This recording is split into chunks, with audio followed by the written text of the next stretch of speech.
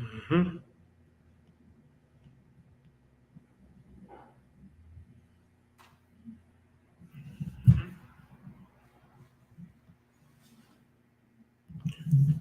Is there any Bible scripture we're going to be reading today?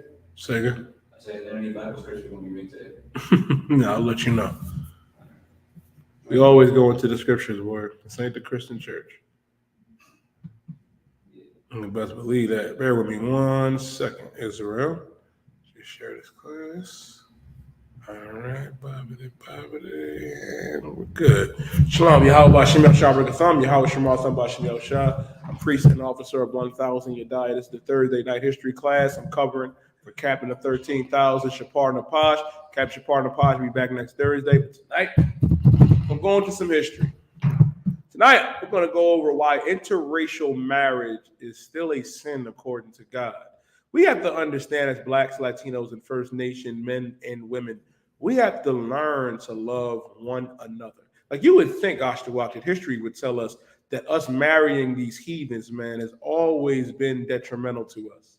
Like it does not benefit you, Black man, Latino man, First Nation man and woman, to marry outside of your nation, to marry outside of Israel. And it's always been disastrous for our people. Every time we've done it. Tonight we're gonna go over, you know what I mean, and Kings with Ahab and Jezebel. We'll talk about, you know what I mean, Amina Doka and Lisa, you know what I mean, and Nia Long and you know and others, and just sexual deviancy as a whole, homosexuality and all these things, man. Like why we shouldn't indulge in these things because our God is against it. Well, first and foremost, man, like understand this. If I could, young man Alex, give me Leviticus chapter 20 and verse 13. Leviticus 20 and 13. Homosexuality in itself, man, we got to realize this is not for our people. Like everybody is up in arms about this Jeffrey Dahmer stuff on social media, romanticizing him. Hold your peace, warrior. We got to understand, man, like Jeffrey Dahmer was an evil bastard. And our people, like, how stupid can we be? Like, I heard one brother say, if I was over Jeffrey Dahmer's house, first of all, brother, you know Jeffrey Dahmer was part of the LGBTQ community. So why would you even be over there? That's what you got to realize, man. Like, in the homosexual community got to hold that L, man. It ain't just him. It's a lot of Jeffrey Dahmers out there, Oshtawa. And the thing is, that's a damn shame, man, that had to happen to our people. But it goes to show you, man, that the Lord does not want our people to be homosexual. Right. Because you just might have the oppressor chop you up and eat you. Like, good night. Like you would think with the monkeypox and the AIDS and the HIV, you know what I mean, that would be the kicker. But we got to realize, man, this is not a lifestyle that we can live. It's the same thing with marrying outside of your race. Because here's the thing, man. Both are evil. Both are sins, man. And Christ said if you offended one sin, you offended them all. Now, if I could read, you know what I mean, what I asked for, Leviticus chapter 20, verse 26. Is it chapter Leviticus? Well, let me read Leviticus 20, verse 13 first. Yeah. Chapter Leviticus 20, verse 13. If a man also lie with mankind. If a man also lie with mankind, meaning this, if a man lies with another man, if a woman lies with another woman, you ain't supposed to be doing that, man. And y'all make it seem like it's a glamorous lifestyle. You know what I used to hear, I don't know if you heard this when you was growing up, you know what I mean, out in Georgia, but we used to hear, oh, they're so clean. The homosexuals had a cleanliness about them. No, the hell they don't. Alex looking at me like, huh, sir? Huh? What? Yeah, they used to say that. Got to understand that is a vile, disgusting lifestyle that they live, man. And they used to talk about, oh, they're clean, you know what I mean? They're well-groomed, well, you know what I mean, speaking well. And that is a damn lie. A lot of homosexuals are very violent, emulating the angry Black woman. When you see a homosexual man, or especially a homosexual white man, they're imitating our sisters, man, in their ignorance. And that's the thing, man. The Lord said that we can't do that. He said, if a man also lie with mankind, read on. As he life with a woman. As he lied with a woman. Meaning if a man lie with another man, the way he's supposed to lie with a woman. Meaning this. You supposed to be with a woman, Black man. You're supposed to be with that sister. Now, brother. You gotta realize this. The Lord is telling us, man, that if a man lies down with another man like he lied with a woman, because man was meant to be with a woman. Like, you gotta understand this, man. Like, brother, you ain't supposed to be looking at that other brother. Sis, you ain't supposed to be looking at that other sister. Like, it's a lot of nice tail running around there, Ashtawa. Like, Salakia, go ahead. If I could, I had seen this post the other day, and they was talking about, you know what I'm saying, they was going and talking to a psychologist, and they was like, the way men act and the way women act balance each other out in our strengths and weaknesses. They was like, it's meant for us to be together. And somebody in the comments going to say, oh, this is offensive, this is very heteronormative, saying some people like the opposite sex. And I'm like, y'all not understanding what they saying. Naturally, the man is supposed to be with woman. That's what's right. Anything else is some extra that you trying out. You know what I'm saying? Like, men and women, we all come from a heterosexual interaction. Don't nobody come from a gay interaction. Everybody come from a heterosexual interaction. Because that's how you know it, right? Because what Ashtawa is saying is so heavy is that, you know how them homosexual interactions happen? You get molested at a young age. You get molested by that pastor or that preacher or that deacon or that imam. You know what I mean? Or about a parent or other older or younger sibling, man, what shouldn't have happened. It's an evil thing, man, to molest a child. And what we got to realize, man, the Lord does not approve of this lifestyle. Go ahead, brother. Just like how, what's his name? Just like how Muhammad had that young wife. Yes, he did. And guess how old she was? 6. Yeah, she was 6 years old. He married Aisha when she was 6. Goes to show you, man, that them Muslims, they not the standard of morality, man. He raped that girl, Aisha, man. And the sad part is, Aisha's father gave her to Muhammad, man. Which goes to show you, man, why Islam ain't for our people. It ain't for our people. Not to get too off topic, man, but what kind of father are you if another man is asking for your 6-year-old daughter to marry? Because sex is marriage, man. That's why Islam is vile and disgusting, just like that Christian church, man. You ain't no different than a homosexual. The Lord said, man, if a man also lie with mankind like he lied with a woman, man, you supposed to be with that woman, man. Brother, you supposed to be with that sister. Sister, you supposed to be with that man. A sister made a post the other day, I was like, damn, she got a point. Like, masculine men creates feminine women. But feminine men create masculine women. And you sisters, you claim you want a man that's soft-spoken. You claim you want that brother that's clean-shaven in that Christian church, got on that suit. You know what I mean? That's not argumentative, insensitive. You don't respect that man. You don't respect that brother. You don't. But because you've been gamed up by the oppressor, who is the devil that the Bible speaks of, you're led to believe that you can lead the household, that you're over a man, and you're not. You're not. And not to get too off topic, another thing that I've heard, Ashtawa, which is just ridiculous to me. Like, I had a brother ask me this. He's like, well, if my woman makes more money than me, does that, she has to be the head of household. She has to be the one, the breadwinner and all that. I said, okay. So if y'all hear a noise at the end of the night because she's the breadwinner, because she makes more money than you do, she has to defend the household and die, huh? While you just cower in the covers? He's like, well, I don't know. I'm like, see how you took offense to that? Doesn't matter how much your woman make, man. You still the head of that household. It does not matter. And it's something that Captain Soccer Ward said that was just so heavy. And why our brothers and sisters got to understand this and get back in these classes, man. And also follow toxic masculinity on TikTok and and Facebook, man, with Captain Soccer Ward, Captain 10,000, because he brought up something that was heavy. He said, your woman to go and respect the oppressor every day at the slavery. Get him coffee, say sir. But she's supposed to come home and respect you too. And you got to be that man that's worthy of respect. You ain't got to beat her ass or, abuse her. But she still has to look at you like you run this. Like, this is this is yours. You know what I mean? So it don't really matter how much money yours is. Listen, I want my rares to make more money than me. Go ahead. Go ahead. I want you to go out there and make what you can make. So go out there, get that PhD, get that doctrine, get that money, and guess what? I'm still going to do what I got to do as a man, as a brother, and as a priest and prophet of the Lord, man. And the thing is, a lot of brothers nowadays, you can turn soft. And a lot of sisters then got hyper masculine because, you following after the oppressor, and that's homosexuality, man. So sisters thinking that you a bull dagger. So like it for the language.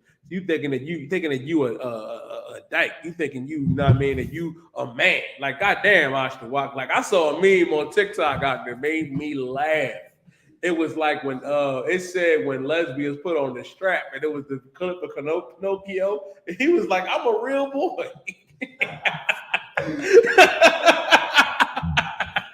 Like, so Salakia. Like, this is madness, Akim. This is real madness. This is real madness, man. Brother, the solution, man, is go get you that sister. Sis, go get that brother, man. You ain't supposed to lay, you know what I mean, with another sister if you a sister. You ain't supposed to lay with another brother if you a brother. Read on, brother. With a woman, both of them have committed an abomination. Both of you have committed an abomination of you being a homosexual, man. Both of you. And nature shows you ain't supposed to live that lifestyle. Like, ask yourself this question. How worse has it gotten from what it was? Because I would have thought, Ashtawa, after AIDS, that y'all would have been like, yo, this is not for me. And they push it to the forefront because it was pushed in Egypt, it was pushed in Babylon, it was pushed in Greece, it was pushed in Rome, and it's being pushed here in America. They don't want you to be a strong black man. Why do you think they want you to shave your beard? To make sure that you get, you know what I mean, a shape up every week, that you get your hair cut. Go ahead, brother. To be with the wickedness, man. I'll accept it. To be down with the oppressor. Like, that's the standard of masculinity. Like, goddamn, the oppressor, Jeffrey Dahmer, they're the standard. Go ahead, Ash. I could. Esau is such a natural homosexual. You know what I'm saying? Like, I know, like, if you go to a gym in the hood and you go into the, like, or not even in the hood where we at, no matter if it's a better neighborhood or a worse neighborhood, you go in the locker room in the gym, Lord be with you. brother gonna be in there naked. Lord be with you. If you go to the gym where a bunch of Caucasians is at, they gonna be in there, they gonna get butt naked. But when they come to our gym, they don't get naked. Listen, what Ashtawa is saying is so heavy, because that go back to the Romans, man, in them bathhouses. Right. The oppressor is used to getting naked and walking around and doing whatever because they love to have sex with one another. Like, that's around, like, the oppressor having children and being with their women is strictly business. That's a business transaction. Right. That's a business transaction. All it is. I'm gonna get to you. Well, we got to realize, man, that's not the lifestyle for us. And they promote it everywhere, man. They promote it everywhere. Like, a lot of us play sports, man. The oppressor is always walking around ass naked. Like, yo, what the hell are you doing? Like, it was to a point, I was like, I'll shower at home. I will shower at home because Esau will be a little too excited running back to them showers, man. And but you got to realize that's his lifestyle. That's what they promote. And our people, we got to wake up and stop following and getting down with this, man. Because it's going by, have you believe in something, man, that's not true. Like, and I got to bring this out.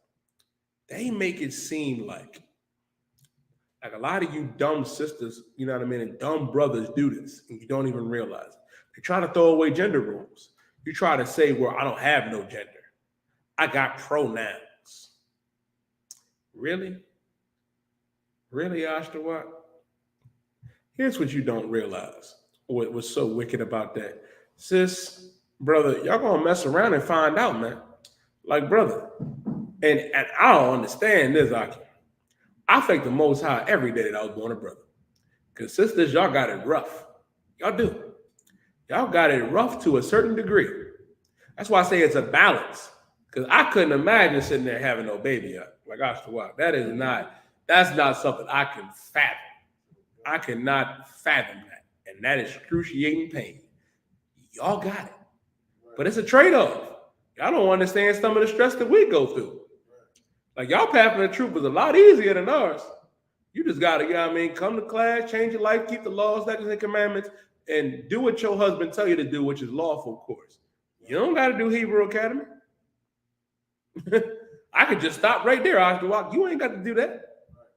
You don't have to, you know what I mean, put your life on the line, you know what I mean, for the Most High Christ and our people to bring this truth out, man. Like, camp is not a place for sisters. Like, y'all ain't got to go to camp. Like, Ashtawa can tell you. Go ahead, Ash. Go ahead, Ash. You ain't got to 20 Muslims. Exactly. After the highest ranking brother get the Muslims riled up to fight. Right. But here's the thing, man. And which is so glorious, man. Big shout out to Priest and Officer 5,000 Marab, man. All the brothers like Bod, Ashtar Watt, you know what I mean, Zarwad, you know what I mean? Because listen, man. And that's so glorious to wake up our people to tell them not to be homosexual, to not do drugs. Like y'all make it seem like we just picking on homosexuals. No, we love homosexuals. And I'm going to tell you why when we say we love them. When we love blacks, Latinos, and Native Americans. He said, I'm going to tell you why. You want to know what real love is? If I didn't love that brother and sister that was gay, I would let them be gay. I wouldn't tell them that the lifestyle that you're living is wrong according to God. Because it is my duty as a priest and prophet of God to tell my people, and not all homosexuals, I'm talking about the only ones that are blacks, Latinos, and Native American Indians, to turn from that wickedness, man. That is real love. Real love is us going out there to the corners and teaching in these classrooms to tell you to turn from that wickedness, man. To stop being a homosexual. To stop being, you know what I mean, a lesbian. To stop being a sexual deviant. It ain't no difference, you know what I mean? We the only ones that love brothers and sisters that are actual addicts. Because we tell the crackhead to stop being a crackhead, man, because God said so. We tell the weed head, the pot smokers to stop doing that lifestyle because God said so. And we love y'all. Right.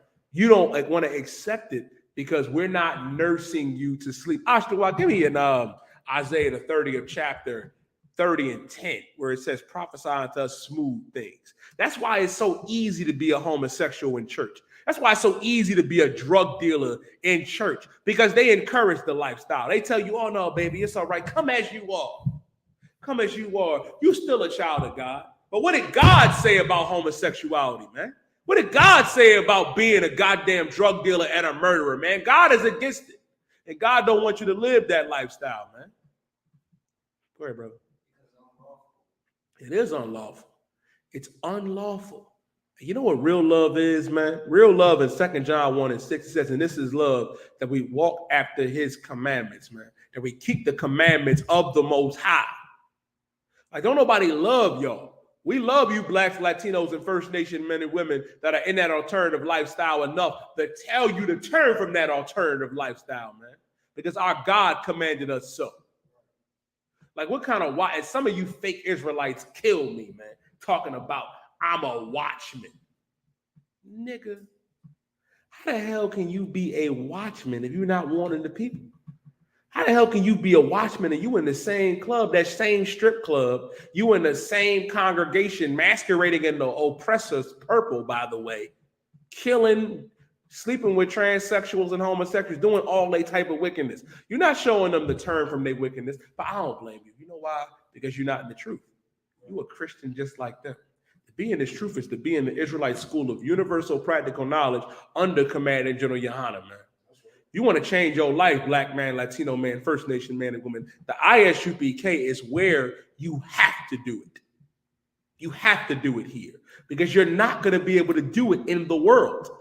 You can't turn from that wickedness in the world. It is a hard thing to do.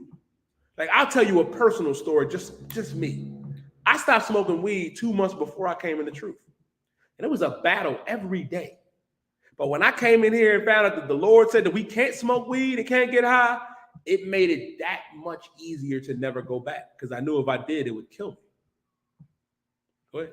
If I could, it was also hard for me to quit vaping and blacking out. Listen, get that brother a hand because I'm going to tell you something. It is a hard demon to battle, man, smoking blacks and vaping. But the young brother came up in here and found out that you're not supposed to be doing that and said, I'm going to throw it away for my God, my power. You Christians, you can't give up an orgasm for God. You can't give up that sensation of getting high for the Most High. How could you? Because this is what you want. We're going to come back to Leviticus 20 and 13. Ashtar, give me what you got. This is what God said, chapter 30 and verse 9, that this is a rebellious people. This is a what? Rebellious people. We are rebellious people, man. This is how you know that blacks and Latinos are the Israelites of antiquity. Who is more rebellious than us?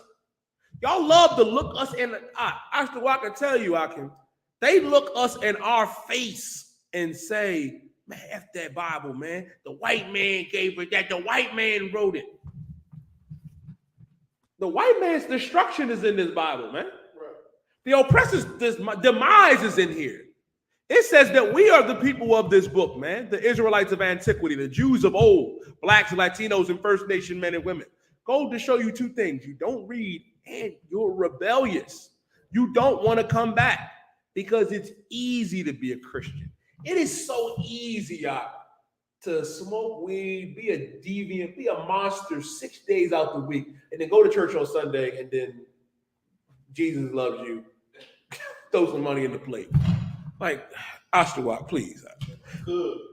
And further proof of how rebellious we actually are is if you look, it's Muslims that say the Israelites.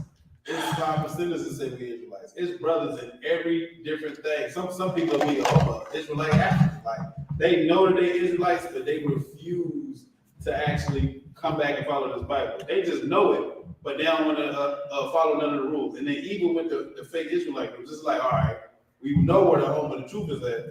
How about we just do it like this and then change this up and start our own group instead of coming in and actually following out the way you're supposed to actually follow the Lord and the I.S.U.P.K. And what you're so heavy about what you're saying, man, it's no different than what John the Baptist did. Like who saw that dove descend on Christ. Like he saw this with his own eyes. He was prophesying that there was one coming greater than me. He seen the one that was greater and still had that doubt because he ain't want to, get down and follow Christ. That's why, if you notice, that's why fake Israelites always defend John. Yeah, come on, you got it. Next time, raise your hand. But you got it. Which is heavy, man. They always defend it. They always do. But they don't realize, man, that rebellion has been here since the beginning. Like, why do you think, I'm going to go into it later, why do you think the Lord said that we got to be proved? Why do you think these other nations was left around us, man? Because we've always had this infatuation with everybody else. And it's been our demise. I used to be one of them brothers. I was one of them crazy 5% brothers, making knowledge born, you know what I mean? All that different garbage. Understood I was an Israelite. I got videos in my queue on my YouTube from 2014 to 15. I've always had love and respect for the UPK, Commander General Yohanna. But it took me going through real pain.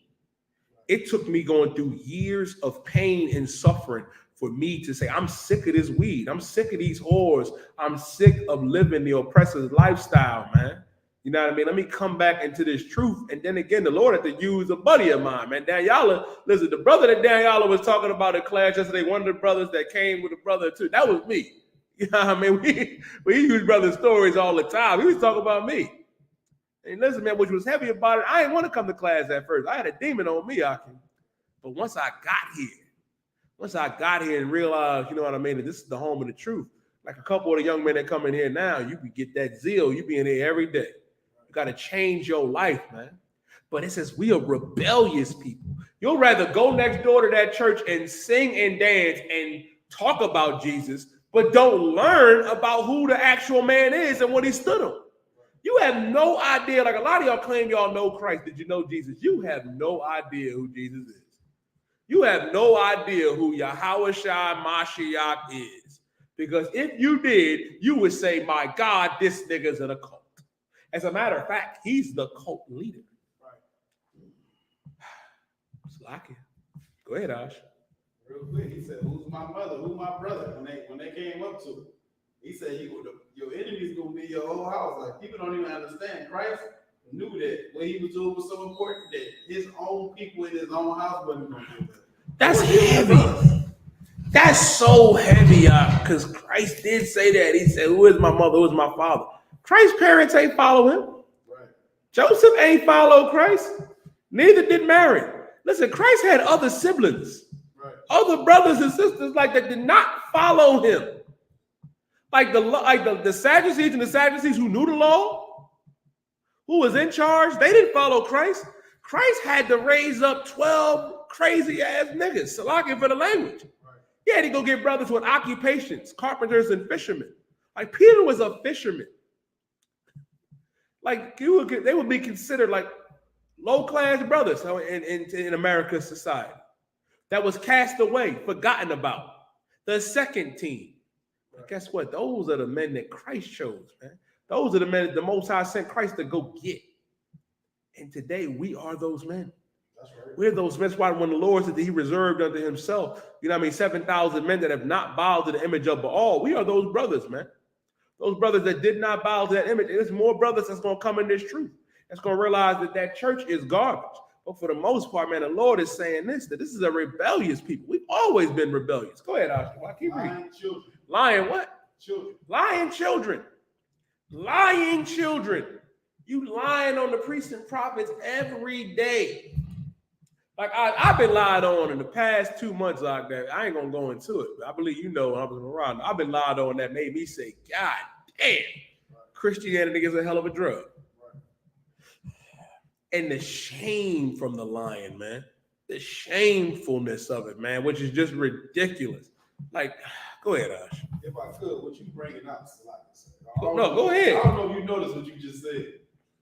The Christians and the Muslims and everybody else in the world, it's like we hold such a standard for ourselves in here, and we get looked at like the bad person. The Christian allowing you to admit. I had a Christian lie on me in my slavery. Said such and such happened, a conversation that never happened, went to court and lied. Wasn't even there. You see what I'm saying? That's what a Christian will do to you. You know what I'm saying? The Muslim will lie on you, sell you out, sell you drugs, do this, that, and the third. Everybody get mad at us because of what we say, just like they got mad at Christ for what he said. Absolutely. They tried to kill Christ for what he said, not what he did. This brother is innocent, but he out here saying something that go against everything else and make us look wicked. Let's kill him. And you know what they don't talk about too? What I.S.U.P.K said was heavy. You know what else they don't talk about? They don't talk about they killed Christ for this. Like, give me right, I.S.U.P.K said it's better if one man died. Right. And then, why do you think Christ had to flee every time he dropped something heavy? Right. It would always say they sought to lay hands on him. Like, if Christ walked the earth, you would want to lay hands on him. Right. Like, goddamn, Ash. Like, I.S.U.P.K laid hands on a lot of brothers. Like, you got to think. Like, you know how mad you got to be to lay hands on somebody? And y'all, listen, if y'all could, y'all would do it. If they was brave enough to cross that line at 15th and JFK, I.S.U.P.K, a lot more people would do it. Right. But that's the thing, man. They know. Lying children. Christians lie every day. Muslims lie every day. They tell us, you know what I mean? Oh, come as you are. God will still love you if you're homosexual. But that's not what God said. That's not what the Bible says. Where is that? Go ahead, brother. Listen, all of them are Christians. The whole thought of monotheism, like if anybody can be a Buddhist, anybody can be a Muslim, anybody can be a Christian or whatever, or Egyptologist, that's all falls under monotheism. They're all Christian. Not everybody can be an Israelite. This is a royal bloodline only for Blacks, Latinos, and First Nation men and women. Go ahead.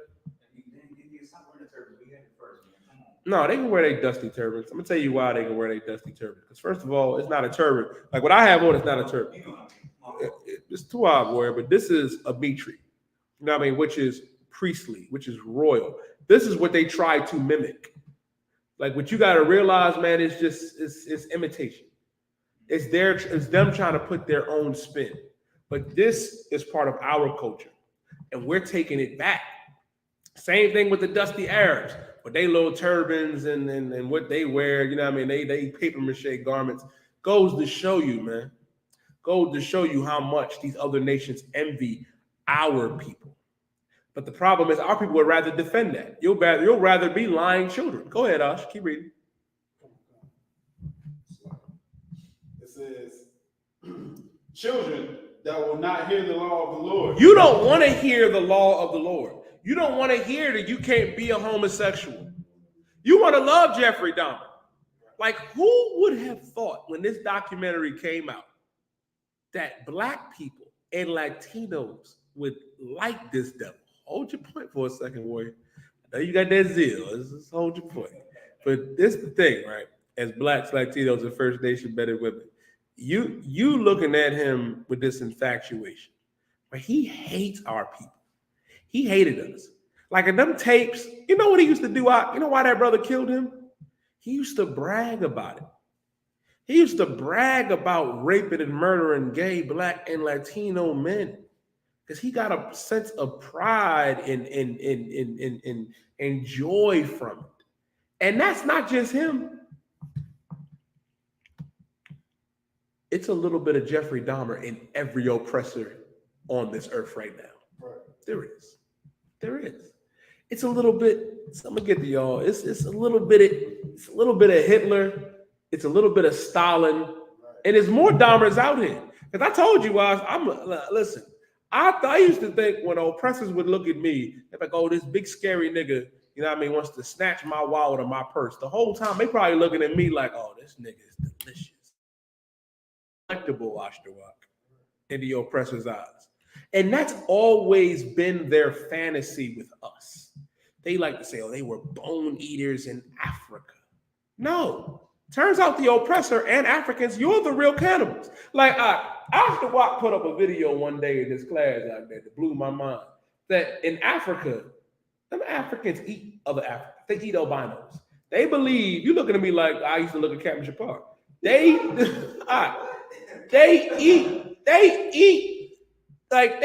each other. They believe if you eat an albino, you get spiritual powers out. They believe it. And the oppressors do the same thing. They believe they taking on the strength of their enemies when they devour them. The Vikings did it. The Romans did it. The Germans and all of them are Britain or Britannia back in the day. That's what they did. And they do it to this day. Like, goddamn.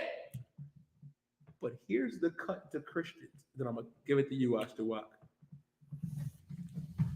According to Christianity, according to the dogma of Christianity and your God, white Jesus, Jeffrey Dahmer did nothing wrong. Because how in the hell can you look us in our face and say, God will love me if I eat pork? Why can't God love Dahmer for eating niggas? You see the problem with Christianity now? You'll defend eating a pig, right? You'll defend eating shrimp, crab, pork, and lobster, which is unlawful. Eating another person is unlawful too. But you try to justify one and say, no, the other one's unlawful. You can't have your cake and eat it too. Both are unlawful. You ain't supposed to be eating shrimp, crab, pork, and lobster, and you're not supposed to be eating people neither. That's why Christianity is garbage. Go ahead, Ashtawak. If I could, I was gonna say that's just like our people loving Jeffrey Dahmer and other devils like Dylan Roof. You know what I'm saying? Even like rubbing that cop lady hair that killed her brother was Botham Shoe Jones. Mm-hmm. Like our people loving them is proof that Christianity working versus your history and the Bible not working.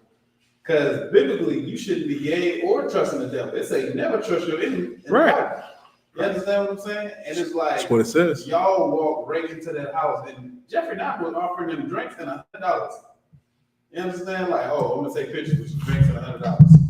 You know what I'm saying? Which just goes to show, like, you on such a low moral level that you're just willing to walk into anything. We trying to warn our people not to trust them.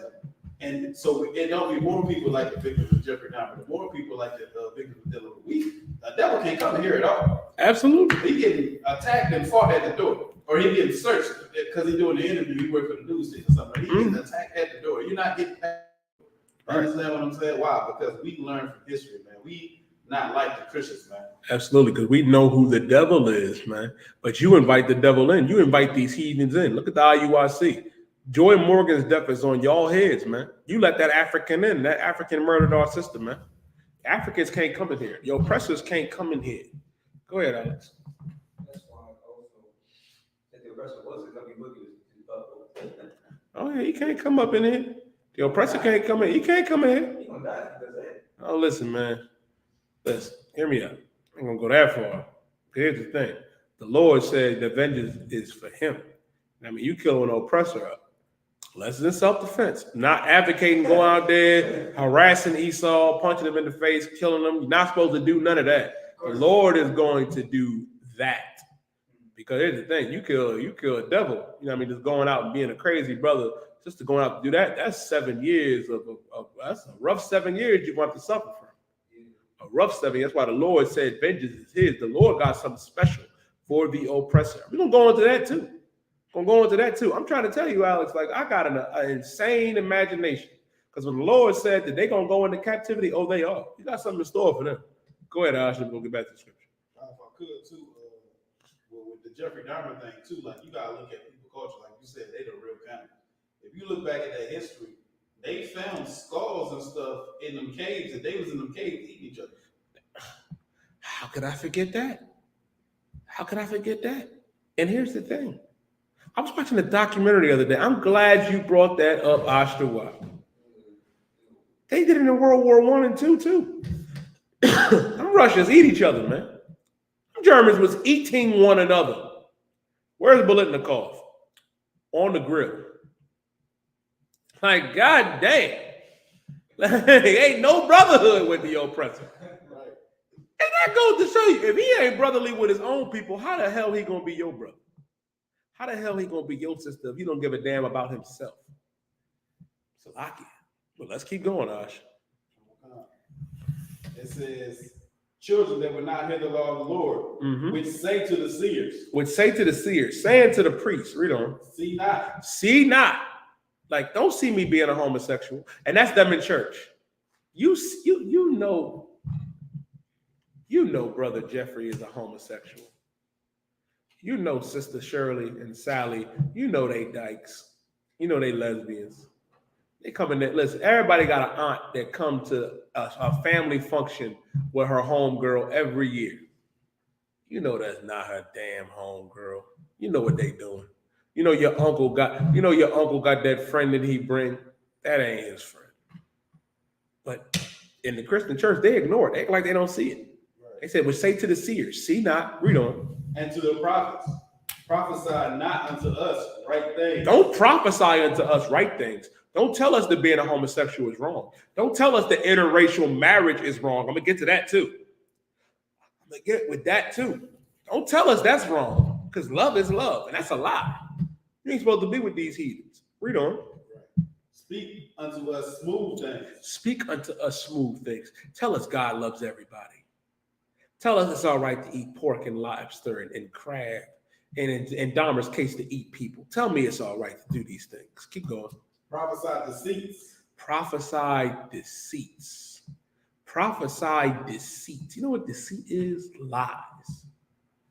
Lies, man. Prophesying to us lies, things that are false, that are not true. Because you don't want to hear the law of the Lord. You don't want to hear the truth anymore. Get you out of the way. Turn aside out of the path. Cause the Holy One of Israel to cease from before us. Cause the Holy One of Israel to cease before us. They saying, get out of the way. We don't want to, get the Most High out of here. Like, get the Lord out of here. We don't want to serve the Most High. We want to serve ourselves. We want to serve the oppressor. That's what happened to our people. That's us in the Christian church. Hold your point. That's us in the Muslim mosque today. And that's why we got to come out of that lifestyle. Because a lot of them will also say, you know what I mean? Oh, it ain't just, you know what I mean? The alternative lifestyle. Love is love. I can love Becky. I can love Susan. I can love Gretchen. No, you cannot. I pray you understand. Let's go back to Leviticus chapter 20 and verse 13, right? And then, young man Alex, give me Deuteronomy chapter 7 and verse 3. Yeah, let's go back to Leviticus 20 and 13. Also, too, y'all got any questions, y'all type them in the chat. If any questions in the room, just raise your hand. Come on. You got to raise your hand where I need you to put that hand up, all right? All right, kind of. Leviticus chapter 20, verse 13. Committed an abomination, they shall surely be put to death. They shall surely be what? Put to death. They shall be put to death, surely. If you're a homosexual man, you're going to be put to death. How do you put to death now? I'll tell you how. Monkeypox, super gonorrhea, AIDS and HIV. Read on. Their blood shall be upon them. Their blood shall be upon them. Their blood being upon them is that monkeypox. Is that gonorrhea. Is that syphilis. Penicillin can't fix that. Salaki. It's a rough one, man. That's why you can't be in that sexual deviancy, man. Like, it's a shame. I'm going to get to you. It's a shame, you know what I mean, that our people have to learn the hard way. But a lot of times we have to learn this way because we're hard-headed people. We stiff-necked. We're rebellious children. You don't want to hear the law of the Lord. You saying, get the Holy One of Israel, have him to cease from us. And you know how else he ceases from us? You thinking it's all right to love these other nations when the Lord is against loving these other nations. Like everybody was up in arms, like, oh, Nia Long could do better. She didn't deserve this. Ime Adoka, she shouldn't have got what Ime Adoka anyway. Like, goddamn, Nia, it ain't a brother you can get with. It ain't a Latino brother out there. Ain't a black brother.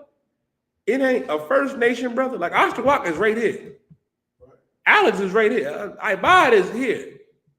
I'm here. Goddamn. Like, Nia, like, you ain't got to go and get this African.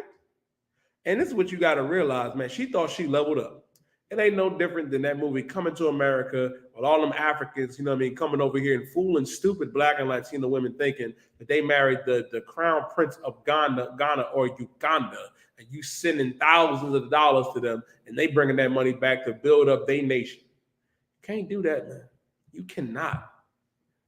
I'm gonna go ahead, Alex. What you want to say? That's why the press over advertise them starving kids in Africa. Listen, they do. And listen, I could give a damn about them starving kids in Africa. Let me tell you why. Because it is starving kids in Haiti. It's starving babies in Mexico. In Puerto Rico and Cuba, they don't have power right now. It's starving babies amongst our people. That's who we have to help. And the Israelite School of Universal Practical Knowledge, we already on the job. We already on it, man. Captain Ashaparian, you know what I mean, officer, you know what I mean, I.S.U.P.K, you know what I mean, an officer McGunn out there in Puerto Rico, man, doing a thing, man, doing it for the Most High Christ, for the children of Israel, the tribe of Ephraim, man, the tribe of Manasseh. You know what I mean? Big shout out to, you know what I mean, to mention to Acuna, you know what I mean, with Captain Kahan, Captain Yatazak, man, and all the brothers down there in the Texas zones, man, going down there to help the tribe of Levi, man, helping Issachar, because that's what the Lord requires us to do. We can give a damn about starving kids in Africa. Like, goddamn, man, what about the starving kids here in Philadelphia that's black and Latino? About the starving kids is in Georgia and New York and California, man. Like, go ahead, Ash. Good. Another thing about that interracial marriage too, like the scriptures tell you, like drink from your own cistern, like trust in your own seed. You know what I'm saying? Like that's what the Bible says. So when you sit there and you go against the Lord, it's just like even like Samson back in the day. His parents warned him, like you can't find one of our sisters. And it's so many stories like pull that precept out. When you just brought up as heavy, and I knew I had to go into something. Pull that precept where his parents said, "Is there not a daughter of your own tribe?" Paraphrase. Not to cut you off, but go ahead, keep going. And it's just so many stories like that. The one sister got attacked by the football player, the 300-pound, 6'8" football player that beat the hell out of her, thought he killed her, went down and made a bowl of cereal. When she started moving again, he's like, "Oh, you still alive?" You know what I'm saying? Like he's surprised. I could have swore I killed him. He just went down and had a smoothie and some cereal. You know what I'm saying? It's another sister. Her name is Tasha K. She be talking trash about people. She's talking about Cardi B. She's steady running them out. But then one day I seen one of her live streams, and she was saying like, "Oh, I got to be a real black man. He from Africa. He ain't like y'all from the States. He ain't like the black man from the States." Now she got sued for like damn near $4 million or something. And now she on her way to run to Egypt or something, like to get the hell away from you. I'm like, well, that's what you get for having that strong African that didn't tell you to shut your damn mouth. Good night. And like our people gotta learn, like it don't go well a lot of times to marry this heathen. Then our brothers and sisters want to go marry a Kardashian, like they better than the black woman. And none of them look like that for real. Like that's not even their real face. Oh, it's all surgery. What I.S.U.P.K is saying, Akim and Akwafi, which is so heavy, right? This is what our people need to realize, man.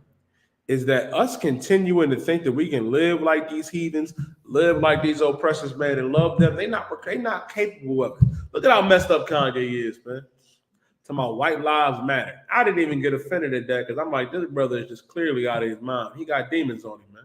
Brother clearly got demons on him, and they go to show you why you shouldn't mess with the heathens, man. Why you shouldn't be messing with no Assyrian women, no Edomite women, no Hamitic women. Like you can't do that. Because they will cause you from serving our God, man.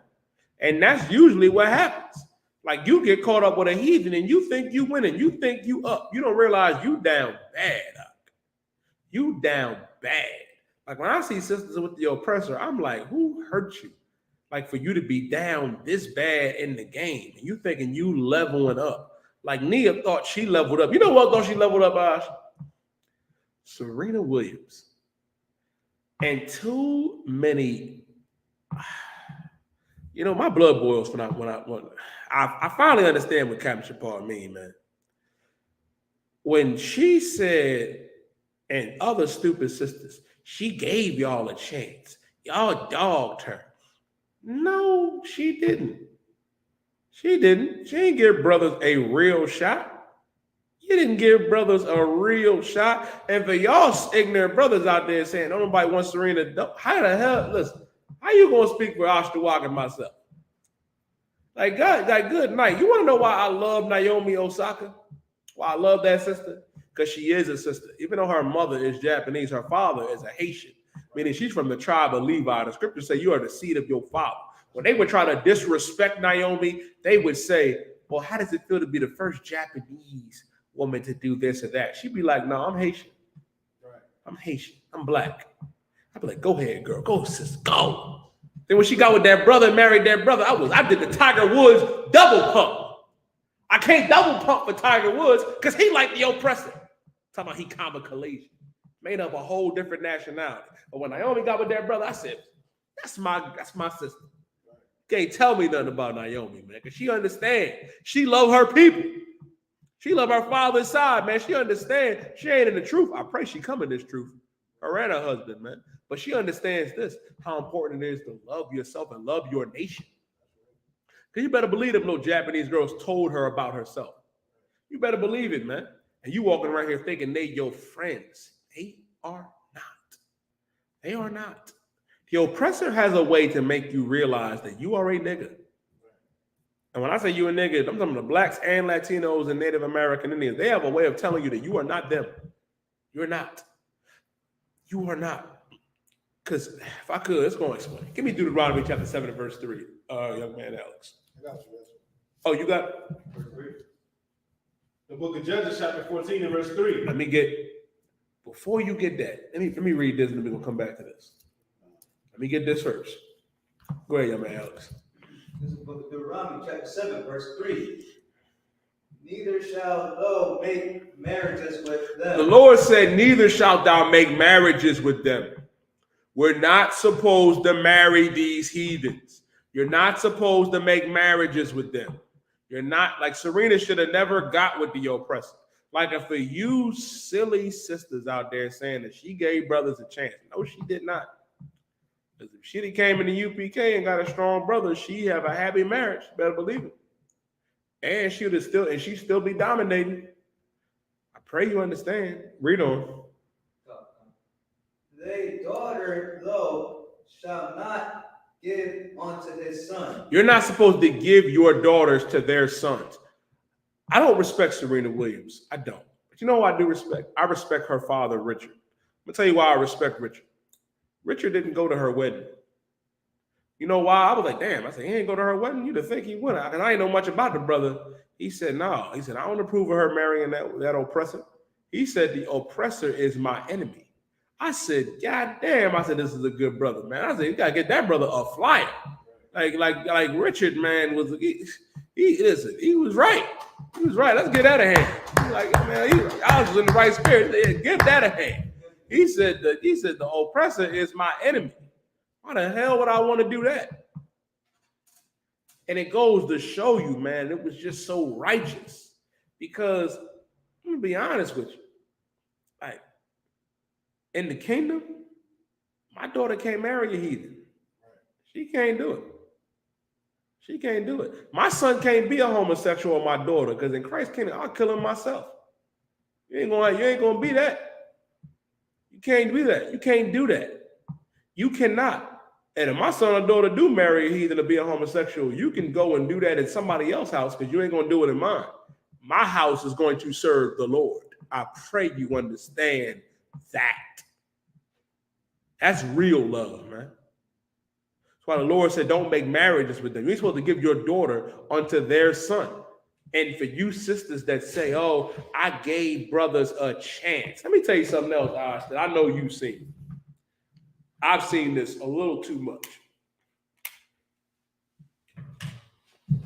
In the anime community, right, where a lot of blacks and Latinos that really like anime and manga, they take on the identification of being a certain character, of being Japanese, being an otaku, where you forget your blackness and you fall in love, not just with the Japanese, but you fall in love with the oppressor, where you don't even look at brothers the same. And you'll easily say, oh, I'll be with that oppressor, I'll be with the, and not realizing, man, they only look at you as just objects to just rape and molest and torture. You ain't supposed to get with them, man. And for you sisters, man, it disgusts me to say I gave brothers a chance, but he ain't want me. That's not true. That's not true. You wasn't looking for the right brother. The problem is you got this Christian fairy tale of how brothers is supposed to be. That is just absurd, man. It's just absurd.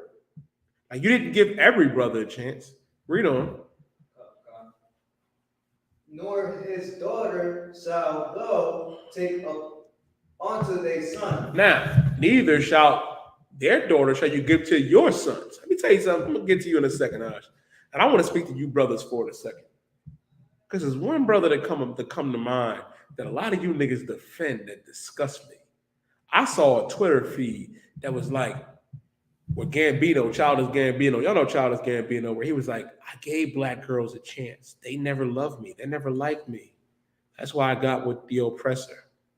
Oh, RG3, Robert Griffin III ass nigga. Talking about, oh, my white girl this, my white girl that. Y'all niggas disgust me the most. Because y'all didn't give sisters a chance. You know how many fine ass sisters it is out here? I can like Salakia. Like, and I understand it sometimes, man. Like, I get more upset at brothers because the sisters shouldn't even have to look at the oppressor of these heathens as options. They shouldn't. You're supposed to go get that sister, brother. You better go get her. Because here's the thing, you looking at the oppressor, what can she do for you? What can she do? What can Susan or Becky do? Like, what can an African do? Like, why would you want that? Like, why? You looking at, oh, but they got big asses. Let me tell you something. Behind that big ass is a smell that is biblical, like giraffe water, rhinoceros residue. You know what I mean? Just mosquito mud pies is what I think about. You know what I mean? When they walk, like I'd be like, that is just some disgusting mess. Salakia for me being graphic. But here's the thing. And then when y'all look at them, they don't look better than our sisters. They don't. They don't look better than Judah. They don't look better than Levi. Benjamin. Let me tell you something. We got the finest sisters on the earth. Issachar. Let me tell you something. I've been to Issachar. I've been to Issachar's festival 3 times. And each time we had a huddle. We like, Issachar ain't supposed to look this damn good. Like, it's a locket. I'm sitting there looking like, God damn. Like, I need me an Issachar right, man. We went to the Ephraim festival after a while. Like, we got there, like, during the tail end of it. Like, Ephraim was out there just looking amazing. And I'm just like, why would anybody look at a heathen? As fine as our sisters is, and sisters, y'all got to get one of these brothers, man. You're not supposed to give your daughter unto their sons. You're supposed to give your son unto their daughters. You ain't supposed to be Michael Jordan out here. Michael Jordan left his first rib, you know what I mean, who was a sister, and been with oppressors ever since. The nigga clearly can't learn his lesson. Can't learn his lesson. And where do you think all that Jordan wealth is going to go to? It's going to go back to Becky and Susan. Where do you think Tim Duncan and all these different brothers, man, that's married to these oppressors, where it's going to go to? It's going to go back to them. That's why you're not supposed to give your sons to their daughters, man. Like when y'all brothers say, oh, I gave sisters a chance, you disgust me. Because no, you didn't. But it's fine. That's more fine sisters for us. If I.S.U.P.K and I don't take them already. Salakia. Because here's the thing, man. The Lord put this in the Bible for us to understand this, man. In the law. And listen, this is in Deuteronomy. It's in the law. The Lord said we're not supposed to give our daughters to their sons or our sons to their daughters, man. Which is heavy. Who had their hand up first? Go ahead, Ash. if I could too, you know what I'm saying, what's heavy about what you're saying and like what we bringing out is like that's also again the fault of the Christian church, man. Once you start to not follow these laws of God, you start to do things that will end up breaking down the nation. Like the Lord set this out as a rule to protect us from ourselves, man. Because what ends up happening is not only are we resenting each other because of the struggle we've been put in, and our oppressor turning us against each other is like when you go and you take an oppressor to wife or for a husband, what you're doing is you opting out of the full struggle of what black people got to deal with in America. Like Hispanics and Native Americans got to deal with. What we got to do is stick together as a family, man. You understand what I'm saying? Because really what you're doing is you are becoming like a broken chain in the link of what we need to stay together. Absolutely. You understand? Family is power, man. The family unit is power, man. And us being able to get along and build strong families, like in the UPK, just had a beautiful marriage blessing for Captain Ariana Israel. Look at that. I just want to get that. Listen, man, so beautiful about what you're saying, Ash. In the UPK, man, is where marriages last. Right. Like that's a marriage, man. Big shout out to Captain Ariana and his rib, man. Because guess what? That's a marriage that's going to last, man. Lord willing, man. Right. It's going to be forever. Like these marriages last in the ISUPK under Commander General Yohanna. Right. And what we need to realize, man, you don't have to marry these heathens. You don't, because that's a product of the Christian church. Like they tell you that God is love and he loves everybody, and that's a damn lie. They ain't nowhere in the Bible. Where the Lord is clearly telling us right here that he don't love everybody because he wants us to be with each other. He wants us to be with each other. You don't got to go get an African. Like y'all love to bring up, I had a devil bring up, well, you know, Moses married the Ethiopian. I'm like, now, let me ask you this. Why was Aaron's sons chosen and not Moses' sons? Y'all don't know. Moses had kids too. Aaron's sons was chosen for a reason. But you ain't supposed to be with these heathen women, man. I'm trying to tell you. And since you ain't supposed to be with these heathen men, I pray you understand, because this is what I happened. If I could, right? Read on, Alex. Read on. Oh, go ahead, Ash. I had a little bit more to say on that, you know what I'm saying, about that marriage. Because our people, we not a community no more. So instead of a brother going out and choosing the wrong type of woman, or a sister going out and choosing the wrong type of woman, in the ISUPK, what we do is we set a standard for parents to set a standard for children. To where a brother in the school was able to ask another brother, could he marry his daughter? And then she'd be able to be given to him. And then he end up with a righteous wife, and she end up with a righteous brother.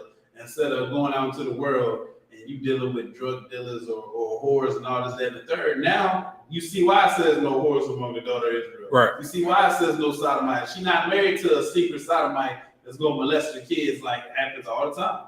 Kids end up getting molested because some brother that the sister is bought in the house, you think he like you, really he like your kids. You understand what I'm saying? Like they don't have to worry about that type of evil and can be able to be in a relationship and deal with each other. And if you've been in the world, like Christ teach, man, you got to become like a child again. So you can come in here and learn.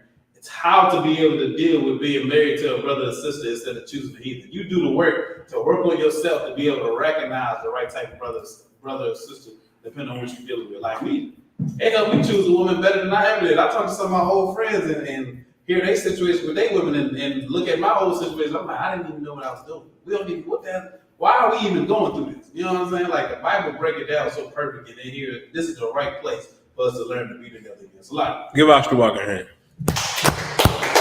What Ash the Walk is saying is what's so heavy. The fact in the UPK that you can go to another brother to ask for his daughter, man, it's so biblical and it's so right. And that's how it's supposed to be with all Blacks, Latinos, and First Nation men and women, man. Like, ain't supposed to be no whores amongst our daughters, amongst our people, no whoremongers. And which is so heavy about it, man. Like, that could cure the family structure right there. Like, the ISUPK could really cure the family structure of every Black, Latino, and First Nation household just through that. Go ahead, brother. For me, it feels like I came from a broken home because I was younger. My father, he left when I was 5. Now, what's heavy about that, that's actually biblical. I believe I went over this before. You know what I mean? Deuteronomy, the 28th chapter, and the 54th verse. You know what I mean? That man is tender amongst you. you know what I mean, tender and delicate, his eye shall be evil towards his brother, and toward the wife of his brother, and towards his children, which he shall leave. Which he shall leave. Like, that's a curse from the Lord, man. You know what I mean? Where a lot of our people, man, didn't have fathers growing up. You didn't have your mother growing up because we sinned against our God, our power. But that's why it's heavy to come in this truth, man, where you can learn to be a righteous father.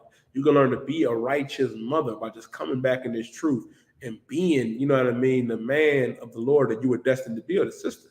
Because what's heavy about it, man, you're not going to find that in the Christian church. You're in the right place now, brother. You're in the right place. And this is what I will say. Don't hold that against your dad. Don't do it. Like, this is from experience, man, because for a while before I came to this truth, my father was there for the most part, but then fell into substance abuse. You know what I mean? And the UPK helped repair my relationship with my father. Like, the UPK really helped me repair me going back and making peace with my father, being back in his life. And even until, you know what I mean, his death a few years ago made him rise again in the truth. But don't hold it against it, because if you do, you got to understand, man, like, how is Christ going to forgive you for what you did? That's why, you know what I mean, which is so heavy. Our people got to learn to forgive one another. Got to learn to forgive that father, that mother, that brother, sister that wronged you, that might not have been there. It's to why, because you know what? I'm not going to leave you. I.S.U.P.K not going to leave you. These brothers and sisters here in the ISUPK and the Commander Gen.YAHANNA, you stuck with us. As long as you here, you ain't going to be able to get rid of it. My business, listen, your business is my business from now on. You best believe that. I pray you understand. But go ahead, brother. Yeah, I mean, I wish I could get back with him, like try to talk to him, but he's all the way in Mexico. I'm out of contact. Listen, man. It's the wild, boy. Like, I know it's a rough one. But now that you in this truth, becoming a new man, this is one thing I will say to every young brother out there that's coming back into this truth, and every young sister. You coming in this truth, man, and changing your life for the Most High in Christ, man. You are going, you know what I mean, to be, you don't realize, man, you stepping into the greatest family you ever could step into. You know what I mean? Father figures that's not going to leave you. Big brothers that's always going to be there for you, and that's going to correct you when you mess up. That's going to hold you accountable. That's why, if I could just take this time for 1 second, if you a young brother coming into this truth, man, and you are willing to put on that all black, you know what I mean, them boot, shirt, headband, and scarf, and then strive to become a trooper, this is the best advice I can give you. It's to come and learn. Sit and learn. You know what I mean? The scriptures also say be slow to speak. You know what I mean? I believe that's in Timothy. Because right now, this is a phase where you are literally a baby. You're a child. And you have to be taught again. You have to be reprogrammed. You got to be brainwashed. You got to wash your brain of all of that filth.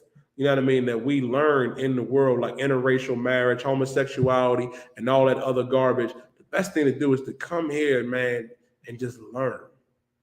And if you're a brother willing to make that sacrifice, that's going to be willing to stand up for the Most High, put that all black on. Put that all black on, man, and keep coming to class, man, and standing strong. If you a sister, wrap that hair up, man, and come in there and change your life and keep these laws, statutes, and commandments. Because in the Christian, because if you don't want to do that, it's too wild. Not every brother has to be a soldier. But guess what? You do got to keep these laws, statutes, and commandments and pay your tithes. And if you can't do that, the Christian church is next door. You can be the homosexual you want to be. You can be loving all the oppressors and these heathens that you want. And guess what? The Lord had to deal with you then. I pray you understand. Hold your peace for 1 second, word. Let's keep reading. Deuteronomy chapter 7 and verse 4. This book of Deuteronomy chapter 7, verse 4. Go ahead. For they will turn away their son for following me. They shall turn away thy son from following me. The Lord is saying that if we marry these heathens, they will turn away thy son from following me. You marry Becky, you ain't going to be serving the God of Israel no more. You're going to be serving Caesar Borgia. And what is so heavy about it, you know who also knew this? Yeah, you're going to be serving Caesar Borgia. But you know who else knew this all too well? A Cuban brother of the tribe of Manasseh, Samson. His father and mother knew this all too well. You got that precept? Read it for me, bro, for sure. Let me get that. It's the book of Judges, chapter 14 and verse 3. Mm-hmm. Then his father and his mother said unto him. Now, let me give you the backdrop. Samson was one of the strongest brothers in Israel, man. Samson was also a judge in Israel. Now, I mean, during this time, man, like before Israel had a king, I mean, we had judges that reigned over Israel, man, that would judge our people. That was in charge, man. That was the leaders. And Samson would be a Cuban brother today. He'd be of the tribe of Manasseh. You know what I mean? Picture Faison Love. You know what I mean? Like, picture that, brother. You know, Faison Love is from the tribe of Manasseh. You know what I mean? Just picture that. You're a big, strong brother. That's Samson. And he went out and he married a heathen. You know what I mean? An African. Forget the Hamite's name, Tima or whatever, one of them. I think that's it. But he ended up going. Go ahead, Ash. This is about, I think, when he was asking for Delilah to be brought to him. Not Delilah. He married another one before. He married one before Delilah. I believe that's Tima. It's Tima. Because he messed up. I'm gonna get to that. He messed up twice. Right. Samson made the same mistake twice. I always jump to Nehemiah. I might have to stay here, Osterwalk. I always go to Nehemiah when it comes to interracial marriage. But Samson is an excellent example too in history. And I'm gonna go to that, and I'm gonna touch on Ahab and Jezebel. Because here's the thing, man. Because it's just the history class. I got any questions? Type them in. You got any questions? You know what I mean? In the class, raise your hand. You know what I mean? But listen, Samson made this mistake twice. This is the first time. He's coming to his parents like, Father, I found the right woman. Mom, I found the right woman.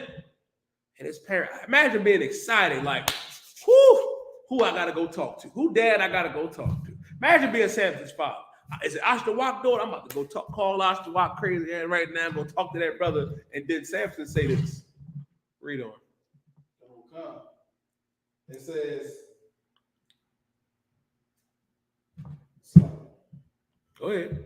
It says, is there never read it again. Read a verse above it, or read it again from the top. That's what I was looking at. Yeah. I was looking at the other verse. Read the other verse. Yeah, read. Start with, give me the context. It said, and Samson went down to Timnath and saw a woman in Timnath of the daughters of the Philistines. And the daughters of the Philistines, the daughter of the Philistines are Africans. Right. The Philistines today would be the so-called South Africans. That's who they would be.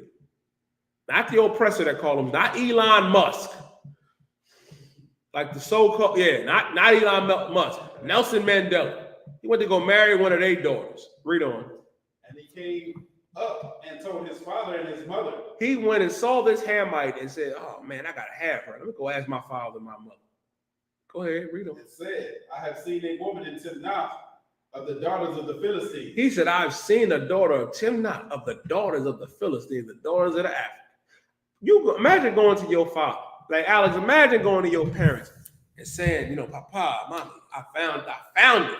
I found her.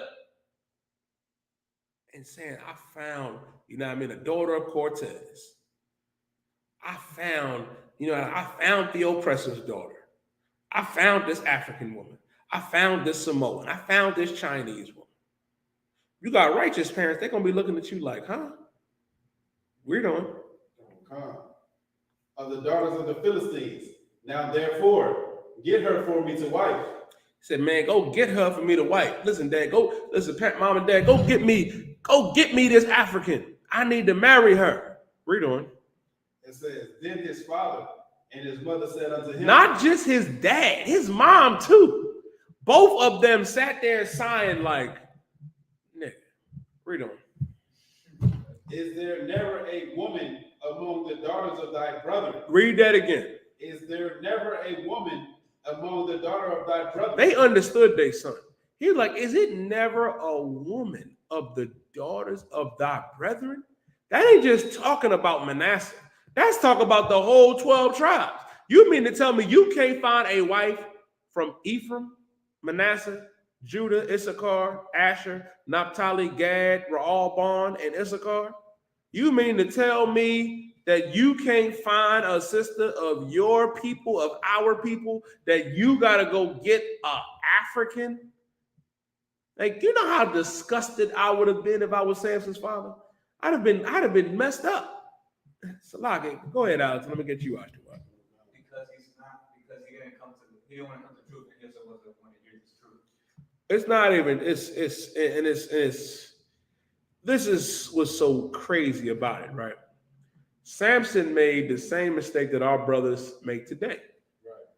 You looking at them, but you can't find the beauty in our own women. Like a lot of brothers make that mistake. Like I got caught. I remember being on Clubhouse and they was like, "You mean to tell me that if a fine oppressor that walk past you on African, you?" I'm like, "No." She was like, "Why?" Because I'm too busy looking at you. Right.